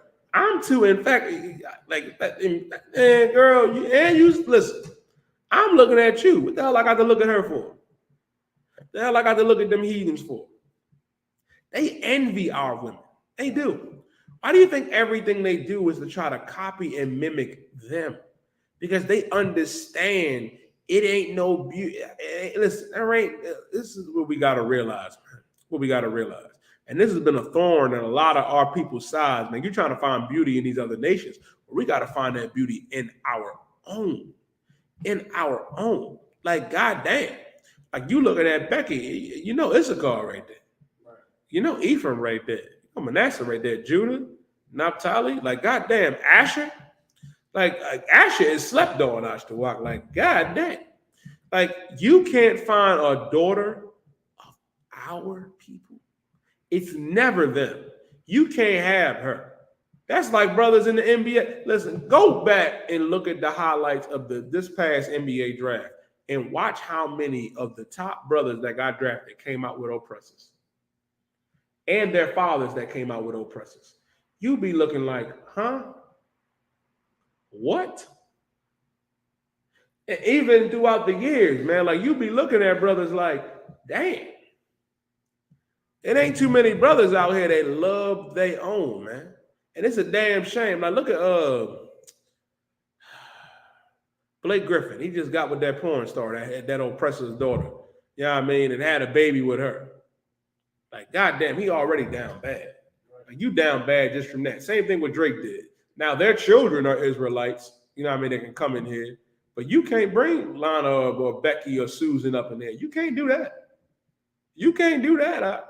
You cannot. And Blake, you look at Blake because he light-skinned. Blake is actually Levi. Blake is Haitian. His mother is an oppressor, but his father is Levi. I'll give you another brother. Devin Booker. You look at Devin Booker like, yeah, somebody is an oppressor on his side. Not really. His mother is Issachar. His father is Ephraim.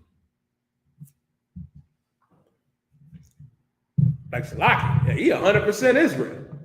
He want to go and get with the oppressor's daughter. I know they looking at him like, huh? What? Really? Salaki. Go ahead, Ash. If I could, you know what I'm saying? I wanted to say 2 points, real quick.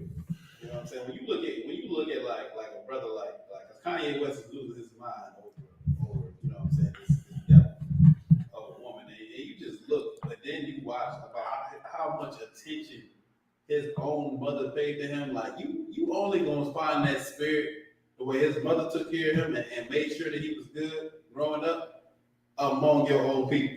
You understand what I'm saying? Like his mom took such care in such a, I don't even know how to describe it. He had so much love, it made me jealous. You know what I'm saying? I was sitting there looking like, damn, like she encouraged you, tended to everything, and then it's like you married her and you try to chase her down. Like she don't love you like that, man. She just using you for the time period, just like these sisters that Samson trying to marry used them for a period of time. And then for them to say, is there never a daughter among your brothers? It's like, man, I can just imagine being in Israel and the sisters being in their right state, being feminine, you know what I'm saying, being ready to marry, you know what I'm saying, not being with a whole bunch of men, not having, you know, probably as much divas as our women got on now. Like, man, I find a wife every 5 minutes. I go outside. You couldn't leave me out there. I try to marry everybody out there. It's like, you got a man that come talk to their people. You had to go find a Hamite instead of finding one among y'all. Because you got to think, the way the sisters look today, we go outside. You know what I'm saying? You want to chase the sisters out here. Imagine the sisters in their right state. Right. You know what I'm saying? In their righteous state, being just humble and just ready to just be with a man. And you already the man to where he really got to pick among Israel. He's a judge. Right. The brother is a judge among Israel, man. Strong brother. Like strong, but not, and then this is what he didn't realize. Imagine the shame of that. Imagine being his father. And brothers is looking at you like we all got daughters. We looking at Samson's father like, yo, you mean to tell you went down there and got that African from him? And my daughter's right here? Right. You know, my daughter asked me about, I came to you and you told me you're gonna ask it. I'm like, I'll be ready to step to Samson. Like, hold up. You want to marry her? Don't you know that her people are ruling over us? Which is heavy about this, which how could I forget, Ash? The Philistines got us in captivity at this point, man. They reigning over our people. And you want to go get their daughters? Nah, man. That's why what it said in Deuteronomy 7:4, it will cause thy son from following me.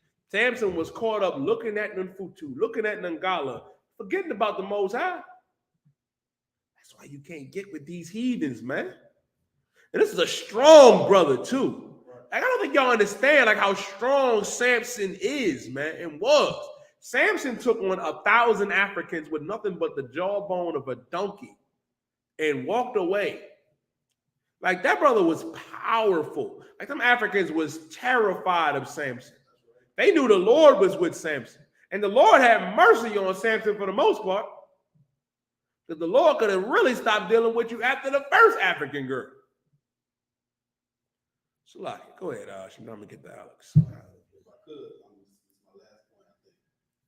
I remember Captain Cesaria and Captain Kadazar was debating with a brother, and he was talking about dealing with white women, saying that they was his concubine. And I think it was Captain Kadazar cut the hell out of him. He was like, her people. You're the concubine. You're the Talk about JJ. Let me tell you something about the concubine thing, right? First of all, when you read that, I believe it's Deuteronomy 22 or 25, that's talking about when Israel came up against Israel. You know what I mean? Because we had civil battles against each other. Where, you know what I mean, if you took, like the closest thing to that is when Benjamin was wilding. We had to give, where the Benjamite brothers had to marry our daughters, you know what I mean? And what you got, because, we almost wiped Benjamin out. But if you took on, like if Israel was warring with each other, and you, conquered some brother's crib, you know what I mean? And he had a daughter, you would pare her nails, shave her head, clean her up. Then you can go onto her, you know what I mean? And then she'd be your concubine. She'd be less status than a wife, but essentially she is your wife. You ain't supposed to be doing that with heathen nations, man. The Lord didn't tell us to do that to the heathens. That's why the Lord told us in Deuteronomy 7:3, reading on down, that we're not supposed to marry these other heathens. So you mean to tell me God is contradicting himself? No. We're not supposed to be marrying these heathens, Aki. You're not. Period. You ain't supposed to be having them as concubines. I had a Sakari brother tell us, well, my white girl got me a PS5.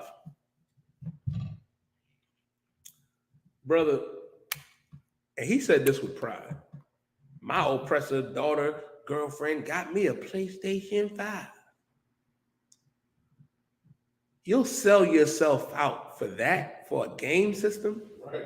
Where you can come in this truth and the Lord will give you 5 righteousnesses and you can have a PS5 at every one of their cribs. Like, goddamn.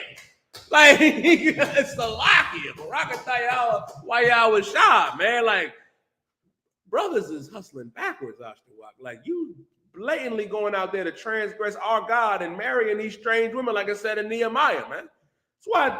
That's why Samson's parents had to say, man, like, is this never a daughter of our people? It's never, just imagine that, man. Like, that's bananas to me. And I'm gonna go over another brother. Young man Alex, get me Sluggy boy. Give me 2 Kings 9:1. No, give me 1 Kings chapter 16 and verse 21. No, give me 1 Kings, right? Give me 1 Kings 16 chapter. Give me 1 Kings chapter 16. Let me get there with you. If there ain't no questions online or any questions in the room, now we're gonna go over Ahab. Ahab was a king of Israel, man, that really messed up and married a heathen. Now, let me get 1 Kings, bobbity. Give me 1 Kings chapter 16 What verse? and verse 30. Give me 1 Kings chapter 16 and verse 30. This is the book of 1 Kings, chapter 16, verse 30.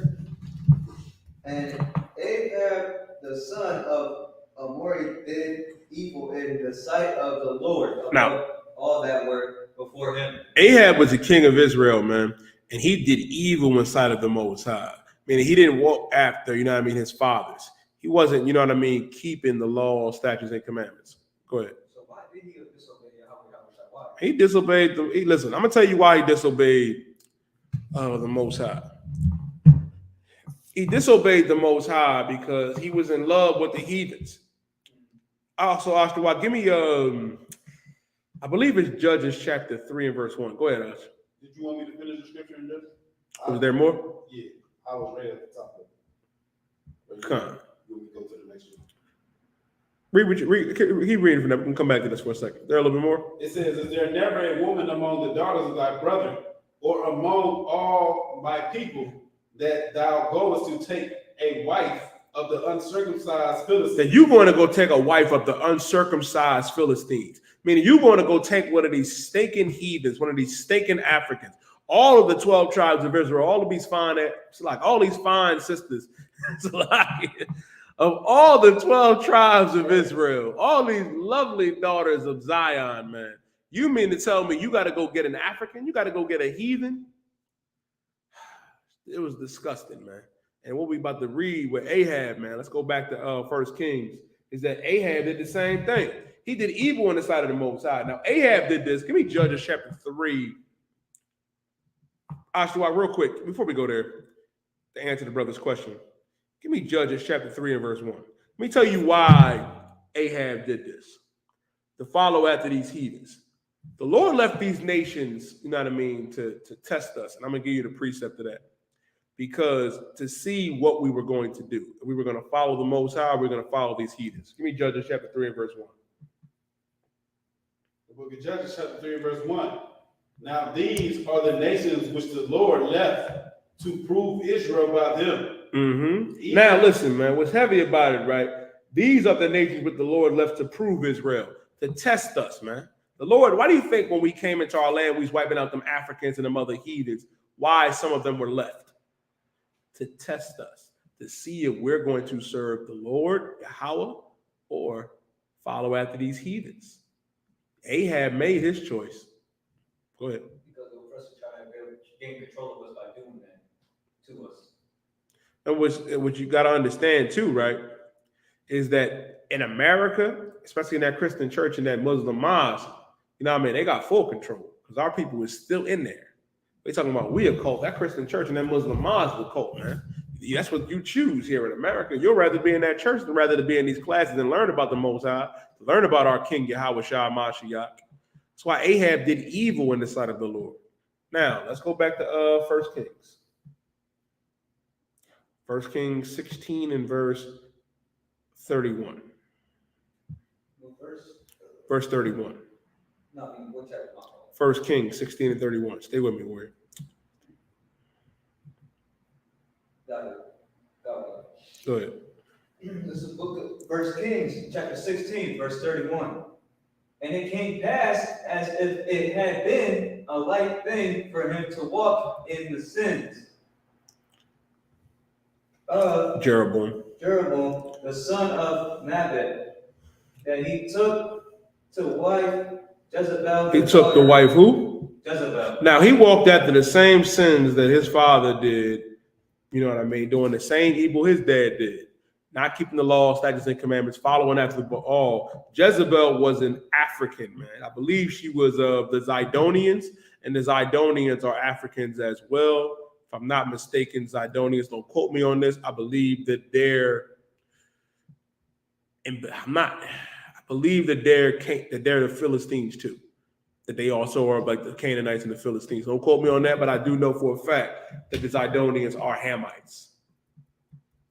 But keep reading. I give me can you pass me that Bible dictionary, Bo, for sure? King of the Zodians, and went and served Yep. Babel and worshipped him. Yep. The daughter of Ethel, king of the Zidonians, the water warrior, and went and served Baal. Meaning this, she was a Zidonian, man. She was an African, and they worshiped Baal. That's what they did. Now, Ahab is king of Israel, man. It's the history class. Ahab was the king of Israel this time. And did he go and marry, you know what I mean, a sister of the 12 tribes? Hell no. He went and married an African. He went and married a Zidonian, man. Go ahead, Alex. Who's the king of Issachar? Tribe Issachar. He would have been the king. Well, Christ is the king of all Israel. But here's the thing, too, like to give you a breakdown on that, right? Where Solomon, with Saul, he was king of Israel because our people asked for a king of Israel, right? Saul was king of Israel at one point. Then David was king of Israel. Now, Saul was of the tribe of Benjamin. David was of the tribe of Judah. Solomon was of the tribe of Judah. And Solomon reigned over all of Israel. Now, if I'm not mistaken, I would have to read.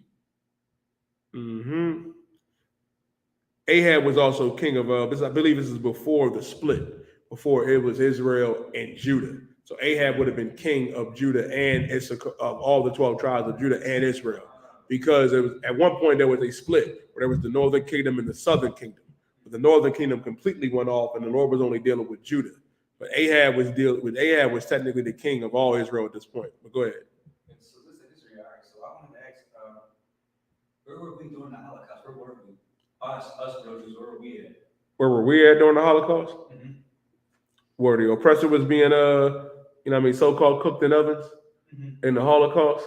Yes. You know where we were? Where? Getting lynched here in America. Oh. You know where we were? Fighting the oppressor, you know what I mean? On the concentration camps called reservations. You know what I mean? Fighting the oppressor, the conquistador in Mexico. Because our people in the 1940s is no different than what we go through today, with the lynches and the public executions and the rape and the murder and all of, the different mass killings that they had of our people. They love to talk about that Holocaust. Let me explain something to everybody, because that's a damn good question. I don't think you realize the magnitude of this question, because the so-called Jew will try to say, well, I went through the Holocaust. Let me tell you something. Hitler burnt you up in them ovens because you wanted to be niggas. You wanted to be Latinos, because we're the real Jews of antiquity. We're the real Israelites. Hitler got mad at y'all. Hold your point. Hitler got mad at y'all because you wanted to take on our identity and culture. And he was trying to have pride in himself and his people. And he understood something, man. He understood, how evil it was. That they was also oppressing other oppressors. Like the oppressors that was ruling in Germany during World War I, they were the so-called Jew. Those were the so-called Jew that was ruling at that time, man. And then Hitler rose up and got sick and tired of that and started persecuting his own people. The Khazars, man, that's white on white crime, which ain't got nothing to do with us. But you know what we was going to do during the time of World War II? Which is heavy. You know how many, in the 1920s, right? And through the 1940s, where you had World War I and II, that was also the time of Rosewood, also the time of Tulsa, Oklahoma. That's what was happening to our people. So while you were going through being put in ovens, they were bombing our cities, bombing, our, wherever we were, and persecuting us, man. We've been persecuted since we came over here, man. Even back into the early 1400s, even, into the early, 20th century and the 21st century, with the Alamo, with our brothers of the tribe of Issachar fighting against the oppressor, man, from Spain, of fighting against these other nations, man. That don't validate you because you got burnt up in ovens. Let me tell you something. Are you aware? I'm not saying this ain't true. I'm not saying it's not, but here's the thing. Other oppressors denied that the Holocaust happened. Like, you got oppressors that denied and say that garbage didn't happen, and it happened to their people. It was an evil thing. But they try to come up against it, and then they say the number, which is indiscretion. They say 6 million. How about 100 million Native American Indians? How about 99 million Taino Indians? How about 99 million blacks that are the tribe of Judah, Benjamin, and Levi? You can't even compare the losses. Why? Because One's losses was biblical and a curse from our God. The other was because the oppressor was mad at you and wanted to commit crime against you. Does that answer your question? What else you got? If I could, it's weird because they come to the so-called Jew, but you don't follow Torah to knock the right way as you're supposed to. How could they? They don't. They can't. Right. Because it's not meant for them. That's why I said, how could they? They cannot. You can't convert to my nationality. Let me ask you a question. If I go ahead and shave my head, right, and put on one of those crazy looking dresses and get 2 swords, am I a samurai? Was Brad Pitt a Mexican because he starred in that movie and was in Mexico City? No. No. You can't convert to my nationality. So how could you? You could never. You could never. You was gonna say something, Ashton Watt? If I could, I was gonna say I think part of what the other Edomites don't like about the so-called Jewish people is because they do things different than them, and it's like they try to opt out of being white by saying they something else or saying they better than them. But they all know they all come from the same place. Yep. Also, too, Zidon, I looked it up in the Bible dictionary. They are Canaanites. They are the so-called South Africans. So Jezebel today would also be a South African because she was a Canaanite. But what you were saying, Ash, is heavy, man. And that's why interracial marriage is so wrong. It's so evil. You know what I mean? Like, you don't understand what you're doing to that brother and that sister when you do that. Because first of all, I'll give you a prime example of that, right? Like, I'm a fan of LeBron James, but LeBron was wrong in this situation, man. Like his son, Bron Jr., taking that oppressor's daughter to prom, there was only one good thing that came out of that. His rib, right? Savannah posted a picture of baby girl, Bron's baby girl, looking, you know what I mean? If I put that picture up on it, if you can find it. Looking at his brother with this oppressor's daughter, like, yo, what the hell is going on here? Because baby girl knew this ain't right. Like, she looking like, yo, this not right. This is not what's supposed to happen. Because you know what happens? She gonna say, damn, he can't find beauty in black women. You don't think I'm beautiful? You don't think mom's beautiful? You got to go get the oppressor's daughter. Hold your point. Well, we got to realize, man, that is damaging. That is real damaging what you do to other sisters. And it's damaging what you're doing to other brothers, man. When you go and get the oppressors, get the oppressor. Go get with Bill, Bob, Fred, and Archibald, man. Like, and if I could, right? I was about to post the picture. Lord, most of Christ, guys. Look at her. Look at baby girl. She's like, this ain't right. You know how to cast it to the joint? Oh, yeah, you can still cast it. She like, this ain't right. Like, she like, what is going on? Like, this is wrong. She knows that. And this is a child. The Lord agrees with her, man, because this is not how it's supposed to be. All them, you in Southern California, it ain't a Mexican sister you can take the prom. Ain't a black sister you can take the prom. You can't take Judah or Issachar to the prom. You got to take Edom, Ishar, the devil that the Bible speaks of, man. That's why the baby girl was looking like, yo, this is wrong. This ain't what it's supposed to be. Go ahead. She knows the truth. Does she know? She know. It's a lot. And I think Savannah's post was, this is a lot to process for baby girl. Bron threw a comment too. It was like, yeah, it's hard for us to process. He know it was wrong. He know. But this is what happens, man. This is why you gotta make sure our children know, man. It's important for our babies to see a strong black man and woman together, a strong Latino man and woman together, strong First Nation man and woman together with that family structure. With, with the Most High being the head of Christ, Christ being the head of that brother, and the brother being the head of that system. Go ahead, Ash. If I could, when you look at this picture, you really look at her face. It looked like they be in the house saying that they're not supposed to date white women. Like they done heard it before. Like they supposed to be dating white women to wear. It's like they taking pictures and she just turned around looking at the mom like, I thought we was against it. That's what it looked like. Supposed to be. I'm gonna tell you something crazy. Somebody posted a picture of Bron. They said, "Oh, Bron, when he went to his prom, he took his own oppressor daughter, the junior prom. Right. He took Savannah to senior prom. Right. Savannah saw that and said, "Oh no, right. Not this brother, not him." Savannah took a stand. She Savannah probably saw that shit out the watch. So like for the lady, she's like, I'm gonna get that, bro. This ain't right. No, nobody say this ain't right like I was the watch. Like that's funny because if you ain't care, like this don't fit. This is not natural. This ain't how it's supposed to be. It's not. And you think you level up by getting her, man. You not. You become her pet. Right. You become her pet, man. Like when you get with the oppressor's daughter, you'll get with the oppressor. It ain't supposed to be. Now, Ahab made the same mistake. Ahab went up and he married a heathen, man. And then he did something that was wicked.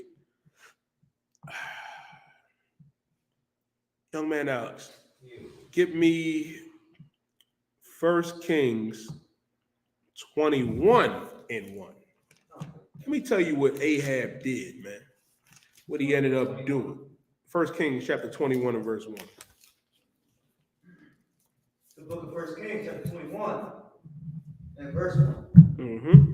And it came to pass after these things that what's that say? The Jezreelite. The Jezreelite had a vineyard which was in Jezreel,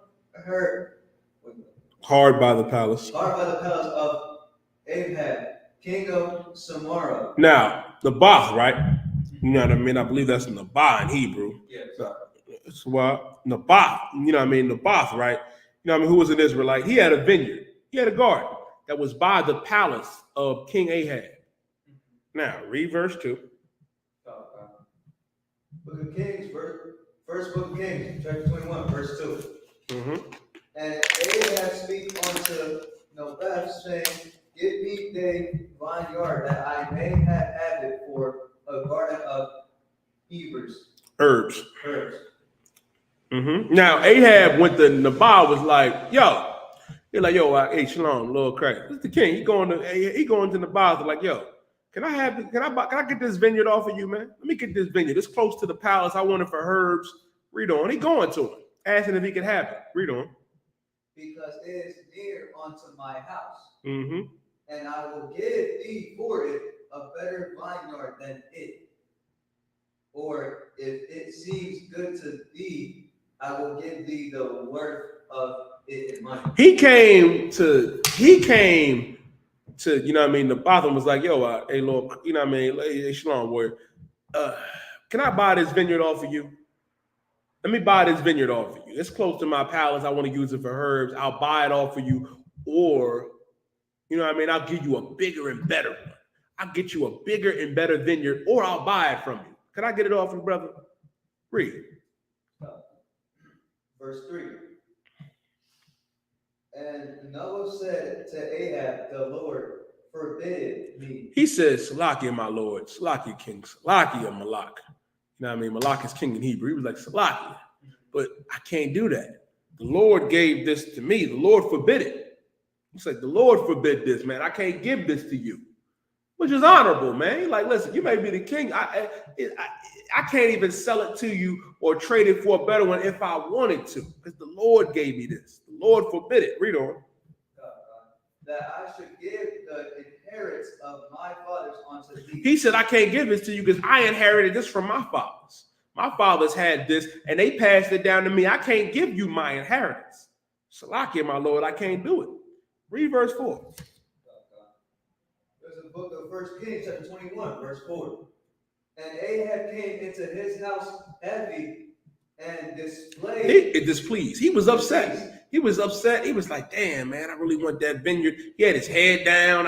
He was going through it. He said, man, why won't that brother let me get that vineyard? Why won't he sell it to me? I was going to give him a better one. I want it. Read on. And he's the king. But hold on real quick, boy. We'll go back to it. He was really distraught. He was like, damn, man, I want this. But he knew, even though he was a wicked king, when Ahab, what he said to Ahab, when the boss said to Ahab, he said, the Lord forbid it. I can't do that, man. The Lord gave me this vineyard. It was an inheritance that I got from my fathers, man. I can't just sell you my inheritance, which makes Esau such a goddamn devil that the Bible speaks of, man. You mean to tell me the Bible got more right? And this is why, man, black man, Latino man, First Nation man and woman, why our inheritance, man, is the law, statutes, and commandments. is our culture, is our king, man. We ain't supposed to give this up. We not.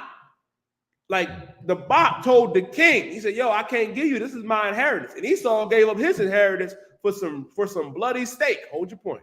For some bloody steak, you know what I mean? And some bread. Like, goddamn, Ash. Like this brother stood up to Ahab and said, Salakia, my Lord, I can't do that. I can't sell you my vineyard. My fathers gave this to me. The Lord forbid it. And Ahab is distraught. He's like, damn, man, I wanted this. Keep reading.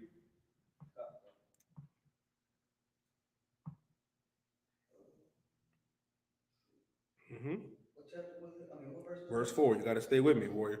You got to stay on point. Displeased because of the word which Naboth and Jezreel had spoken to him. Mm-hmm. For he had said, I will not give thee the inheritance of my fathers. And he laid him down upon his bed. He was upset, man. He said, damn, man, because he told me he won't give me, you know what I mean, inheritance of his fathers, man. Now, drop down to verse 5. Read verse 5, Bubba, for sure. Yeah, read verse 5. But Jezebel his wife came to him and said unto him, why is the spirit so sad? She came up and was like, why are you sad? How come you not eating? Read on. That thou eats on no bread. Mm-hmm. Chapter 6. Because he wasn't even eating. Read on. Verse 6. And he said unto her, because I speak unto Naboth and Jezreel, and said unto him, give me the vineyard for money, or else, if it please thee, I will give thee another vineyard for it. Mm-hmm. And he answered, I will not give thee my vineyard. He said, I'm not, listen, which is heavy. He told Jezebel, his rib, you know what I mean, who was a heathen, who was an African, what happened. And this is what she said. Read verse 7. And Jezebel, his wife, said unto him, dost thou know, governor, the kingdom of Israel? He said, aren't you the king of Israel? Don't you govern this land? What is she saying? Go ahead. Isn't he the one in power? Yeah, aren't you the one in power? Aren't you the king? Read on. And eat bread and let thine heart be merry. Mm-hmm.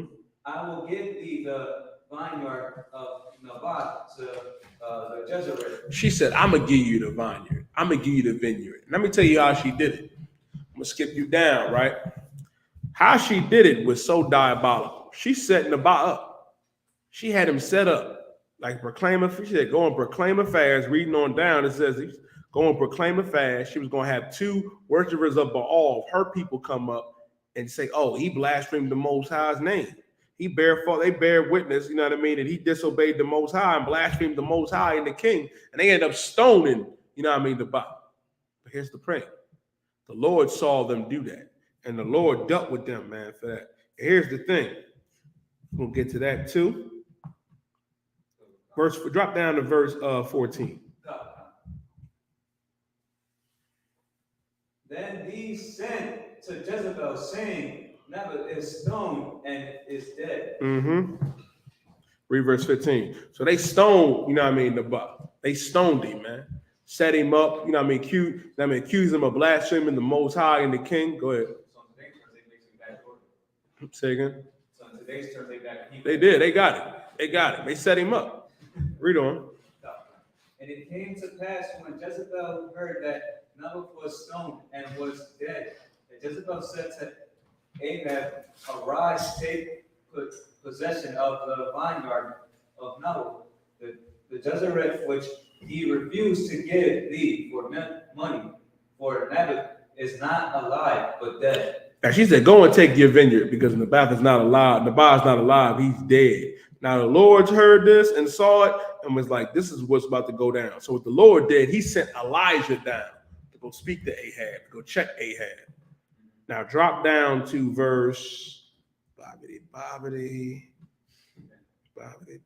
all this is good.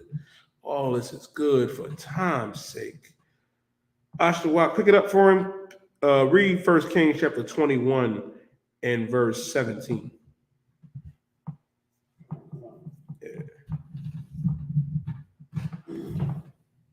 The book of 1 Kings, chapter 21, and verse 17. Mm-hmm. And the word of the Lord came to Elijah the Tishbite, saying, Arise, go down to meet Ahab, king of Israel, which is in Samaria. Mm-hmm. Behold, he is in the vineyard of Naboth. He said, go down and talk to, go down there and see, you know how to meet Ahab. He in Naboth's vineyard. Read on. Whether he has gone down to possess it, and thou shalt speak unto him, thus saith the Lord, hast thou killed and also taken possession? And thou shalt speak unto him, saying, thus saith the Lord, and the place where the dogs lick the blood of Naboth shall dogs lick thy blood. He said, in the place where the dogs licked up Naboth's bones, your bones gonna be licked as well by the dogs. He said, because you did this, and Jezebel as well. Because y'all did this, this is what's gonna happen. And which is so heavy, man, I'll let you know that Ahab was not certain. Oh, sorry. Yeah. Read on. So it says, and Ahab said to Elijah, hast thou found me, O mine enemy? Read that again. And Ahab said to Elijah, hast thou found me, O mine enemy? And Ahab said to Elijah, hast thou found me, O enemy? Think about how disrespectful that is. Ahab, even though he is the king of Israel, who's not serving the Most High, Elijah, a powerful priest and prophet of God, comes down to you and you say, thou hast found me, O my enemy, because you become an enemy of God when you go to serve these other nations, man, when you go to serve these heathens. And what we got to realize, man, as Blacks, Latinos, and First Nation men and women, I'm going to continue this, you know what I mean, but to give you like the you know what I mean, the backdrop, which is heavy. When it says he found me, oh my enemy, he knows that Elijah is his enemy. And he's essentially saying not just Elijah, the Most High, because he's not following after the Most High. And that happened. Even though that happened. Like what happened, like the dogs eating and licking up the blood of Ahab, that happened. And the crazy thing is, right, Ahab, if you keep reading, Ahab repented. Well, he started to fast. He started fasting and was like, then the Lord told Elijah, you see how he humbled himself before me, reading down? And he said, I won't have this happen to him in his day, but he still ended up doing evil. And when he died on the battlefield, man, guess what? The dogs licked up the blood of his bones. And the dogs got Jezebel too. They raised up Jehu, man. You know, when Jehu got raised up to become king over Israel, and said, go eliminate all of the house of Ahab. And when they came for Jezebel, threw her out the window. And when they went down there to clean her up and give her a burial, but they said even though she wasn't Israel, she was of a royal Hamitic line. They came down there, it was nothing left but her skull because the dogs was licking and devouring her flesh. Which goes to show you, hold your point, which goes to show you, man, the significance on why you're not supposed to be in no interracial marriage. Oshtrak Tobit chapter 4 and verse 12. But what was you going to say? Make it fast. I was going to say, another thing about what you're saying too is that's kind of like, or what the scripture saying is that's kind of like when you peep, right? When we marry a heathen on either side, whether it's a man or a woman, that makes you not be able to care properly for your own people and right. go after the ambitions of another people. You can't follow your own laws being married to a heathen. Like if you marry a devil, he's gonna try to feed you pork. He's gonna tell you it's okay for your kids to be homosexual.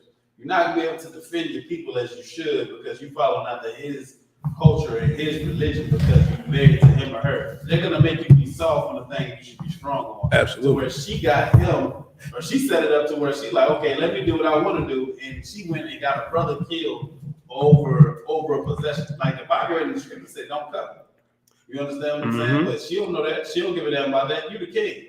So like, listen, that's why the Lord said, man, which is heavy in Deuteronomy the 7th chapter, which we was reading. I mean, it should cause thy son from following me. That's what happened to Ahab. Don't be Ahab. right? Don't be Ahab. You know what I mean? Don't be Tiger Woods. Don't be Serena Williams. Don't be Nia Long. That's what you got to be. That's what Tobit said in the book of Tobit, chapter 4 and verse 12. Read that for me, and I'm going to close out with that. Beware of all whoredom, my son. Beware of all whoredom. Meaning, don't be a whore. Don't be a whoremonger. Don't be getting in interracial relationships. Keep reading. What's your point? Son, and chiefly take a wife of the seed of thy father. Chiefly take a wife of the seed of thy fathers. We in Tobit chapter 4 and verse 12. You know what I mean? In the Apocrypha, Tobit 4 and 12. Chiefly take a wife of the seed of thy fathers. You know why? Read on.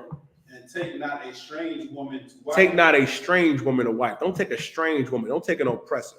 Don't take an African. Don't take an East Indian. Don't take a Samoan or a Polynesian. Go ahead. Don't take an Asian either. No, none of that. No, don't take an Asian. Don't take none of them. You got to take yourself a black woman or a Latino woman or a First Nation woman or a brother if you a sister. Read on. Which is not of thy father's tribe. Which is not of thy father's tribe. Meaning they got to be of the 12 tribes of Israel.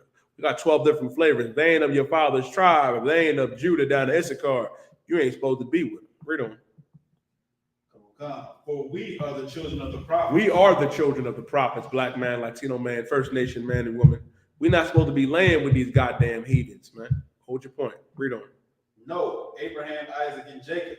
Remember, my son, that our fathers from the beginning, even that they all married wives of their own kindred. Our fathers from the beginning married wives of their own kindred. I mean, we always married our own women, of the women of our fathers, man, the women of our tribes.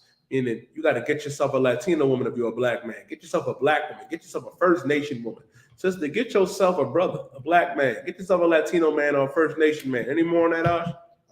Come on. Go ahead. It says, and were blessed in their children, and their seed shall inherit the land. Listen, man, we're blessed in their children, and their seed shall inherit the land, man. We would be amazing if we stuck with our own. And that's what makes the I.S.U.P.K and the Commander GEN.YAHANNA a glorious praise for every black, Latino, and First Nation man and woman, man. And that's why our people got to come back into this truth. And with that being said, man, I'm precinct officer of 1000 Yadai. This is the Thursday night history class. Captain of 13,000, Shapar Napash.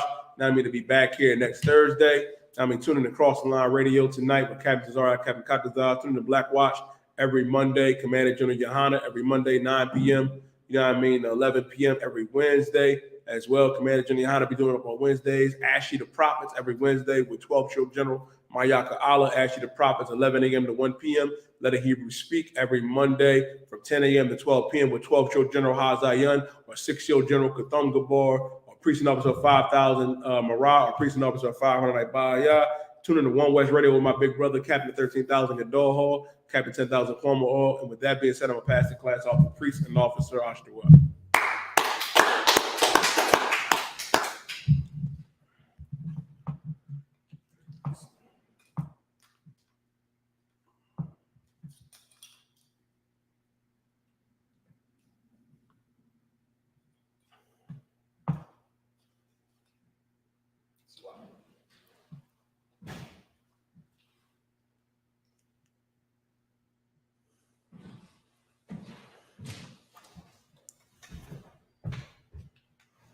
I.S.U.P.K security announcements. We had I.S.U.P.K, so I 1 West on 25th Street, all New York.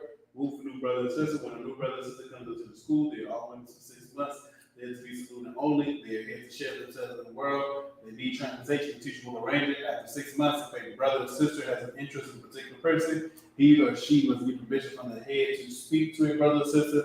There's another 6 months in which the brother and sister will court each other. After the 6-month period, the brother and sister will get permission from the head to marry. This is at the man, you find it in the book of Numbers, chapter 18, verse 21. On the book of Malachi, chapter 3, verse 8 through 10, being sent to Hebrew or Maisher, 10% of every penny of any increase the Lord gives you, give to the teacher priest fund as a free will offer for priests, not mandatory, whatsoever amount that you would like. Upcoming holy convocations, we have slide it's the Feast of Tabernacles? Yeah, Feast of Tabernacles. The Feast of Tabernacles, the 15th day of the 7th month. This year it falls on Sunday, October the 9th. You can find this in the book of Leviticus, chapter 23, verses 34 through 44. We're going to have a service this Sunday from 7 p.m. You know what I mean? At 7 p.m. Make sure y'all turn into y'all zones, man. It's going to be a high holy day this Sunday. Bring some food, bring your kids, bring your wife, you know what I mean? Do it up for the Most High. It says in my argument, I walk to the books for the hallway. If anyone wants to be a trooper in the school, start wearing all black, blue shirt, headband, and stuff. With that being said, my job is done. We're going to give one person a salute. My Shabbat. My Barak. Yahweh Ba'Shem Yahshua Barakatah. That's the top.